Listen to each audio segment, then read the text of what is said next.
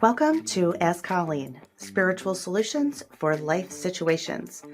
I'm Colleen St. and I will be the host for this podcast. My aim is to provide you with the guidance and support through life's challenges, spiritual development, change, healing, and growth. Drawing from over 2 decades of experience as a spiritual practitioner, I will share my wisdom and offer answers to the questions that may weigh heavy on your heart and your mind. Remember that you are not alone, you are capable, and the light within you is unstoppable.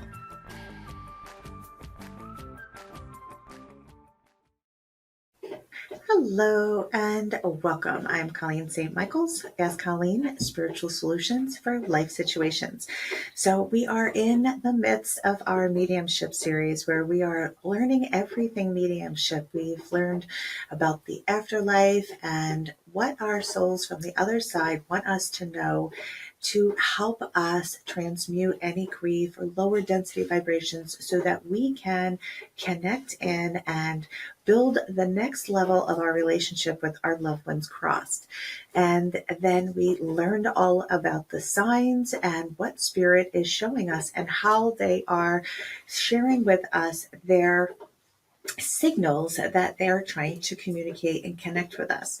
And so, like every episode, before we dive into the juicy topic, we're going to start off with a Peace Warrior Guidance deck card. And let's knock it and clear it and ask it. Let's set our intention. What is it that we need to know as a group of listeners for the next week to come? What's the insight? What's the guidance for us? Ooh, love it. Trust your gut. Listen to what your intuition is speaking and pay attention. Listen to your body. So our bodies are this amazing vessel. And often, historically, most of us, I know I did, kind of acted my body was like a shield. I was like protecting myself and, my body was taking all the bullets for the very vibrationally disconnected world that I was in because I was a heightened and intuitive. I was a heightened energy. I was a heightened empath who didn't know she was heightened. She just thought she was super sensitive. And my body then began to protect me and weight started to come on. And my body just started to always feel like it was shielding me from anything that the world harshly was delivering, as well as the harsh world inside of me pushing against it as well. So listening to our body and paying attention to our gut. Our gut is such an amazing guide. And when we listen and trust our gut, we're trusting our intuition. Often, if you can just think back on an occasion where maybe you were in a situation and your gut just gave you a little bit of a or a clenching or a tightness or a twisting, that will help you to be aware and pay attention to what is this gut telling me? What is my instincts telling me? Is it telling me that there's something that I should inner investigate further? Is it saying maybe this person is not who they say they are? Maybe this situation is not the best for me. Could be something where you're in a job interview and your gut is twisting the entire time. In your thoughts, you're like, I need this job because I need money and I need to provide for my family. But your gut is twisting because you're like, this is so not in your alignment. This is just going to be a Band-Aid and it's not the best outcome for you. So this week is about listening to your gut. What is your gut telling you? What are your instincts sharing with you through your intuitive impressions? And are you going to be aware of then further investigating? Start asking those questions. Your stomach starts twisting, you start feeling a certain way, or you get a weird vibe around something. Investigate it. Start asking the questions. What is it? Do I need to know about this? Start just going through and asking a myriad of questions instead of wondering, why is this happening? I wonder what that means. Ask, what does this mean? Ask your insights, ask your intuition, ask your higher self, because the answers will provide what you need to know. You may not hear it super loud at first, but maybe you may be in the shower and the answer will come later. But just trust that you are receiving and trust that you are a channel of information and a current that runs through you is of divinity. So moving into our chapter of mediumship work. So we talked last session about some of the signs that we're getting from mediumships, connections, but I did forget to mention that one thing that is super important that you can inner investigate with yourself is I would have clients come in who would say, I just want such and such to come through. I just want to feel them. I want them, at home. If I'm sitting there and I feel sad, I want to feel their presence around me. And it's so interesting because one of the questions that I will get back to me to ask the client is they're afraid. They're afraid of all of this. So I'll then approach the client and say, I'm hearing that you're kind of this scares you. Like the idea of someone who's cross coming through you. And the person will be it petrifies me.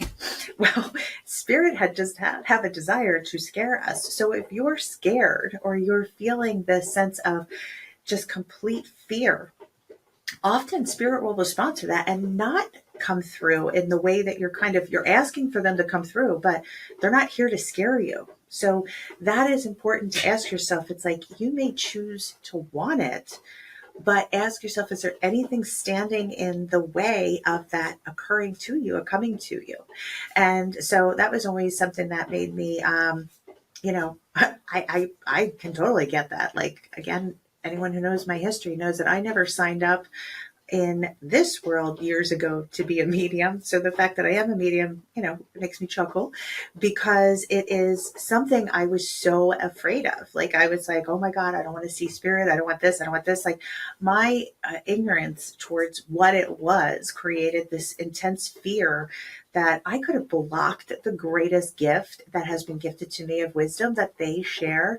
And the 100,000 readings that I've done, I always think about it. I'm thank gosh, my spirit didn't listen to my fear and actually allowed me to birth into who and what I have become today because I allowed my faith in myself to be stronger than my fear. And so that's a question that you can ask yourself, if you want something, what's standing in the way of that so that you can't, you can allow that channel to open up because we are creators. And if we create the blockages, we can create the opening, the passages way to allow things to come through. And one thing that I do want to know is that, if you're seeing a medium or someone and to word this in a way that integrity is everything. And, it's okay that you investigate and ask questions about the person who's doing your reading because you don't ever want someone to profit off of pain. I, over the years, have met people who are can I come see you weekly? Can I come see, once a week? Because this is the only connection I have with my loved one. And the answer is no, they can't. To be in integrity, it's not helping the person to become dependent on you. To be in the light and to be in a space of integrity as a reader or as someone who wants to read or someone who's visiting a reader, the integrity is everything, is that I know that, yes, it is uncomfortable and yes, I can connect and communicate, but that would be be dishonest to collect funds from someone in their vulnerability and profiting off of pain because they want you to be the voice box of the person who's crossed over and keep that connection alive. And, when you're in integrity and the ethics behind that is that ethically, our job is to create that communication and to allow that person to know that their loved ones are there. Education as well as delivering the messages. And I'm not speaking for every person who practices. I'm speaking for myself, the people who I've trained, the people that I train. Our job is not to become reliant on people being in our books every Tuesday. There's billions of people in this world. One thing's for certain, life and passing. It is not about profiting off of people's worst times in that vulnerability. It's not about, anything that snake oil that is just keeping them dependent on you. we don't want to create dependent people that follow along. It's the integrity shares that we need to create an opportunity and energy where it's not in that dense space, but we're able to lift that light up and create a lightness for them, because then they will then be able to have that connection. And if they choose to follow through and get some mediumship development courses, or they choose to expand that muscle, that's their choice. It's their free will. But I always teach people that, you know what, if you can go to 20 mediums in a week, and if they're talking to the same spirit on that enlightened plane, they're similar messages. Like if they're asking you to release the grief, and don't feel like you have to stop living because I'm not here, they're not talking about taking that pause to really honor the grief. They're talking about long-term grief, that they don't want to live past their grief. They don't want people to create that grief as a story for the rest of their chapters in their life. So they'll come through and share those modalities of where we need to work on, things that we need to look at from a different perspective. And if we're choosing to stay where we are in that story indefinitely, then the messages will become very faint. They will not, because they will not keep repeating themselves over and over and over and over again. Not that they're losing patience or judgment with you, but what they're doing is they're respecting where you're choosing to stay. And so it's just be very mindful of when, you're in that space of grief where you're choosing to be a reader, that you really stay in what is ethical. How would we want someone to treat us in that place? I've had people who came in and, I could feel that their energy was in such a space where they were scared to death, or they didn't know. I would take that time and say, you know what, I think this would be best if we did this session in like a month or two. But I'm going to spend right now and talk to you and allow you to know that this is what the afterlife's about. So, I wouldn't charge them for that next session, because it's the idea that I was educating them to allow themselves to feel stronger and more in alignment with themselves, and just to have that information to marinate on, so that when they came in, their energy was so different and the messaging was so different. Because if you choose to be a reader, or you are a reader, it's understanding that we are doing a reading, right? So I want you to envision this like it's a book. And if that book is closed, then that energy is also closed off. It's their free will. If they are withholding information, or they're scared of it, you're going to get fragments of information. So it's our job to create an openness in that energy. Light is information, darkness is lack of information. So that when we are giving information to the client or the person, what we're creating is an openness of that book. Anyone who has had a session with me knows I start my session off by explaining what I do. I can tell you, I was not an avatar of a client I wanted to attract, because I was incredibly untrusting when I started. So, I would have sat there like the person with their arms crossed, completely blocked off, and thinking I was being bamboozled, right? So I always say I was not my original avatar, and I didn't want to attract people in that fear-based fear that I was living in. And I'm like, oh my gosh, can I do this? Is this, the fear is real. I want everyone to know who's beginning. The fear, the rocking in the corner, the questioning yourself, it's all real, and it's okay. Acknowledge it, but don't sit there. Move through the fear and allow yourself to see what you're capable of. Because someone coming for a reading is not coming for you. They're coming for their loved ones to come through to you. So it has nothing to do. If someone asks you a question that you're like, oh shit, how do I answer this, right? It's like, no, they're not asking you. It's like, move out of the way and let the message come through. And that's how we can take some of that pressure off. But when anyone would have a reading or do a reading, everything would be explained to them on a level. And what did that do? Number one, it allowed me to mold into the energy and allow the spirit to just kind of migrate in, because if you think you're seeing one person after the next, right, you clear the space, but then you invite the next crew in to share space with this next client. So in explaining everything, it was creating a situation where light would open that book. And it eased a lot of the fears or the concerns that the client may have had. Um, what's funny is that, like, often when I go out, I really do not tell people that I am a medium, because people's energies change like that. And like, people think automatically that you read their mind, that somehow you're like, and that's another thing. Like, when I was working and I was doing mediumship clients, I was open to the spirit world.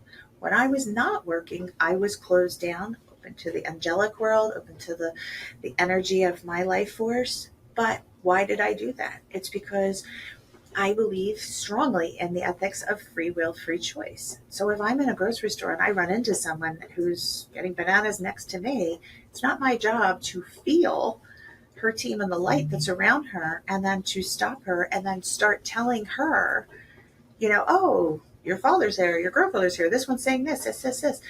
Because you know what? That's an invasion of her privacy. She never asked me. I just busted through free will.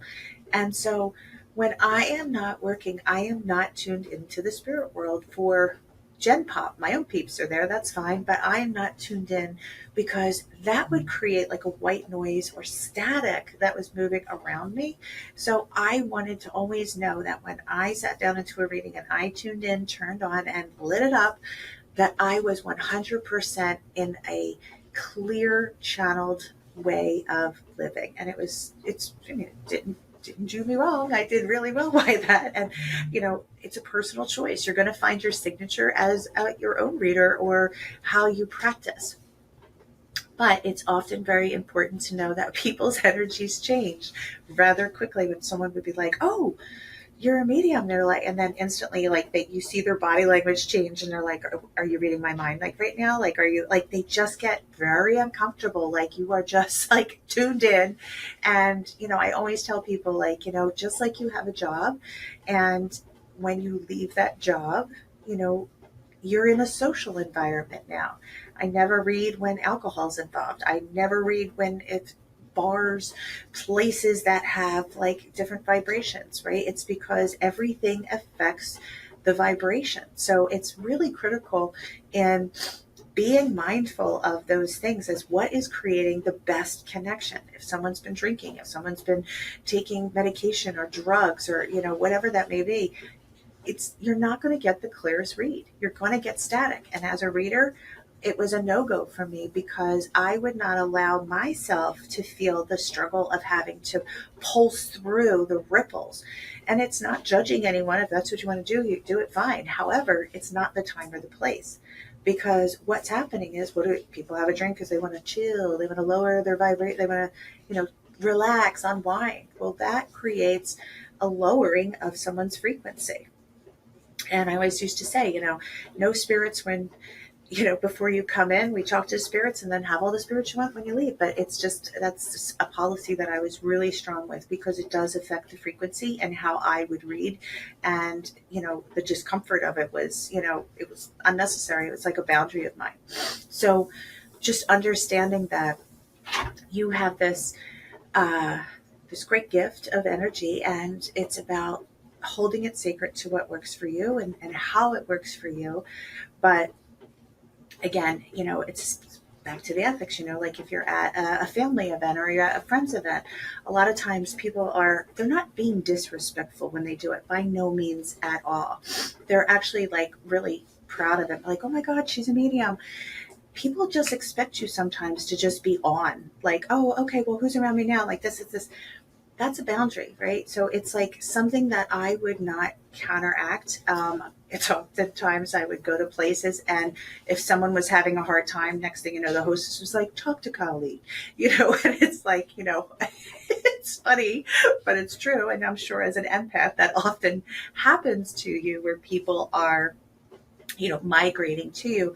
But it's just important that for your connection and your communication, as to like, what are you okay with? What are your boundaries? What drains you? What doesn't drain you? What is ethically okay? What is not? Like, but when it comes down to straight up ethics with clients and vulnerability, you know, seeing someone weekly, seeing someone every day, seeing someone, being their lifeline, it's that there's therapy for that. And I don't want to see people crossing those boundaries, whereas, yes, and as an intuitive, I am highly connected in, but I don't dismiss.